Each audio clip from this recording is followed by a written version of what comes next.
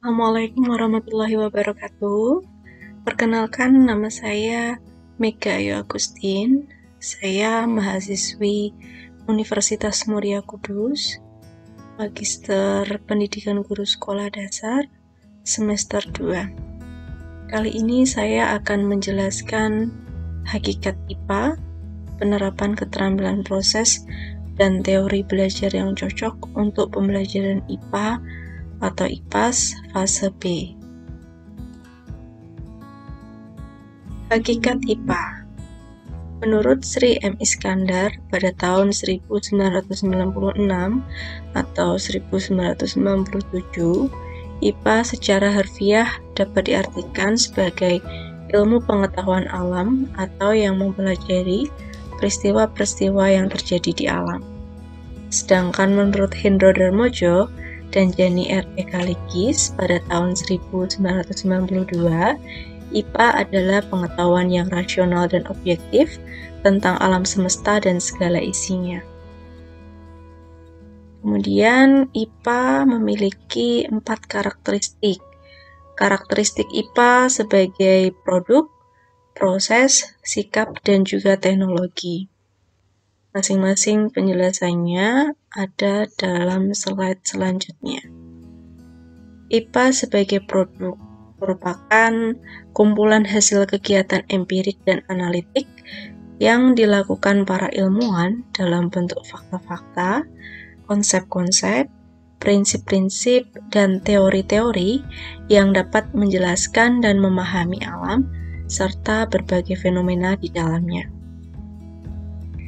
Fakta dalam IPA adalah pernyataan-pernyataan tentang benda yang benar ada, atau peristiwa-peristiwa yang betul-betul terjadi dan sudah dapat dibuktikan kebenarannya.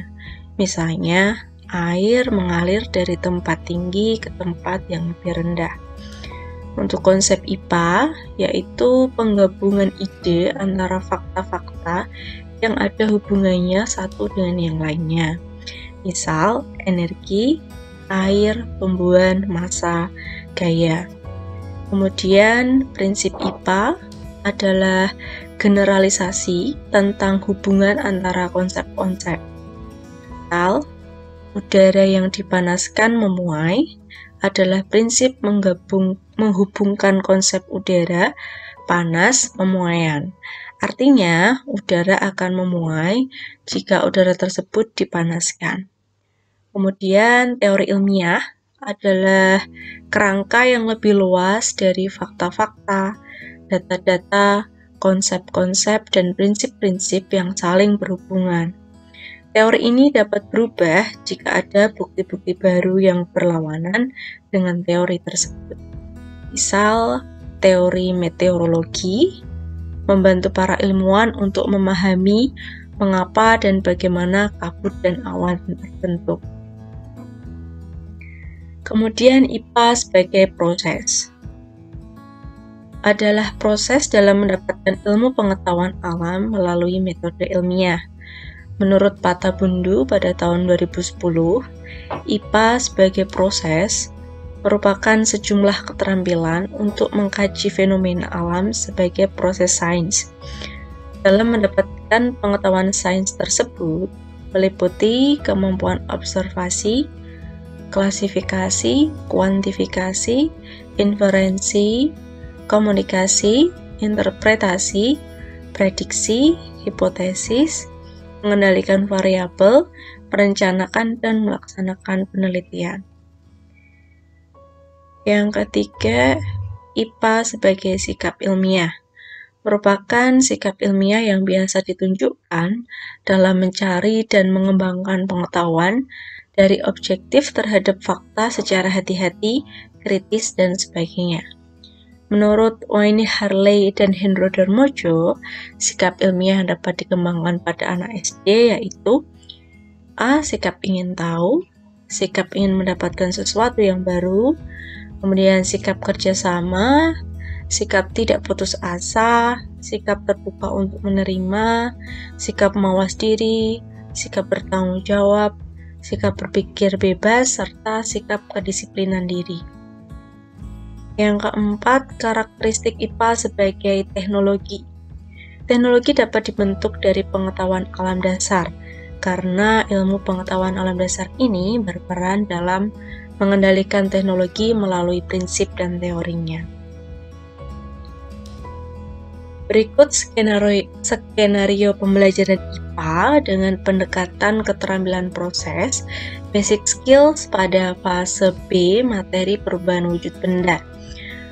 Pertama, guru menyediakan PPT atau video, kemudian peserta mengamati gambar maupun video terkait perbedaan wujud benda.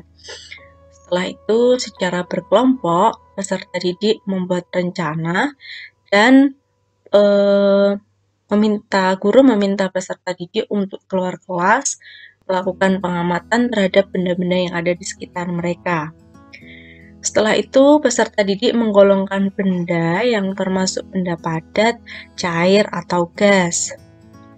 Peserta didik memprediksi perubahan wujud yang akan terjadi pada benda cair yang dipanaskan atau didinginkan. Kemudian, guru mengarahkan peserta didik untuk diskusi kelompok dengan pertanyaan pada buku siswa. Misalnya, amati benda-benda yang kalian temukan dan apa yang akan terjadi pada benda-benda tersebut apabila mendapatkan perlakuan yang berbeda. Kemudian yang keenam, peserta didik melakukan percobaan bersama dengan kelompoknya mengenai perubahan wujud benda. Yang ketujuh, peserta didik mengukur suhu yang digunakan agar terjadi perubahan wujud benda dengan bantuan alat pengukur suhu atau termometer. Setelah itu, peserta didik mengorganisasikan data dalam bentuk bagan sederhana untuk menyajikan data dan mengidentifikasi wujud benda serta perubahannya setelah dilakukan percobaan. Kemudian, peserta didik menyimpulkan perubahan wujud yang terjadi pada setiap wujud benda dan membandingkannya dengan teori yang ada. Yang terakhir, guru memberi kesempatan pada perwakilan kelompok untuk mempresentasikan hasil diskusi kelompoknya di depan kelas. Dalam pembelajaran IPA atau IPAS fase B, ada dua teori belajar yang cocok untuk digunakan, yaitu teori belajar dari Jean Piaget dan juga teori belajar dari Vygotsky. Untuk teori belajar dari Piaget merupakan menunjukkan bahwa kecerdasan berubah seiring dengan pertumbuhan anak. Perkembangan kognitif seorang anak bukan hanya tentang memperoleh pengetahuan, anak juga harus mengembangkan atau membangun mentalnya. Itu menurut Jarvis M. pada tahun 2000. Ada 4 tahapan perkembangan anak menurut Piaget dalam Willis R. tahun 2011, yaitu tahap sensori motor. Tahap ini berada pada usia 18-24 bulan. Kemudian tahap pra-operasional ada dalam tahap usia 2-7 tahun. Kemudian tahap operasional konkret yaitu berada pada usia 7-11 tahun, dan juga tahap operasional formal pada usia 12 tahun ke atas. Penerapan teori belajar Piaget dalam pembelajaran IPA. Pembelajaran IPA di SD banyak menggunakan percobaan nyata, karena pada usia 7-11 tahun mereka masih dalam tahap operasional konkret.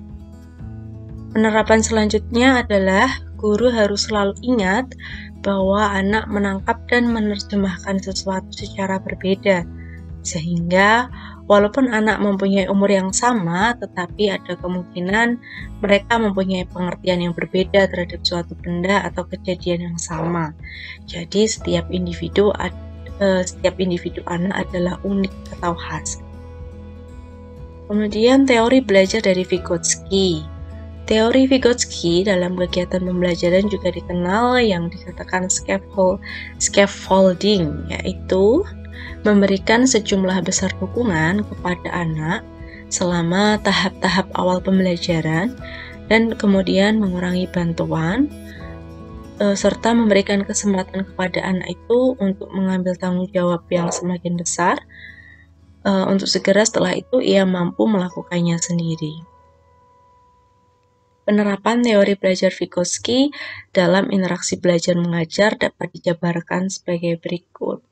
Yang pertama, walaupun anak tetap dilibatkan dalam pembelajaran aktif, guru harus secara aktif mendampingi setiap kegiatan anak-anak. Dalam istilah teoritis, ini berarti anak-anak bekerja dalam zone of proximal development dan guru menyediakan scaffolding bagi anak selama melalui ZPD. Yang kedua, secara khusus, Vygotsky mengemukakan bahwa di samping guru, teman sebaya juga berpengaruh penting pada perkembangan kognitif anak. Kerja kelompok secara kooperatif tampaknya mempercepat perkembangan anak. Dan yang terakhir, gagasan tentang kelompok kerja kreatif ini diperluas menjadi pengajaran pribadi oleh teman sebaya atau peer tutoring, yaitu seorang anak mengajari anak lainnya yang agak tertinggal dalam pelajaran. Demikian penjelasan dari saya mengenai hakikat IPA, kemudian penerapan keterampilan proses dalam pembelajaran IPA, serta teori belajar yang sesuai digunakan untuk pembelajaran IPA atau IPAS fase B. Apabila ada kesalahan, saya mohon maaf. Wassalamualaikum warahmatullahi wabarakatuh.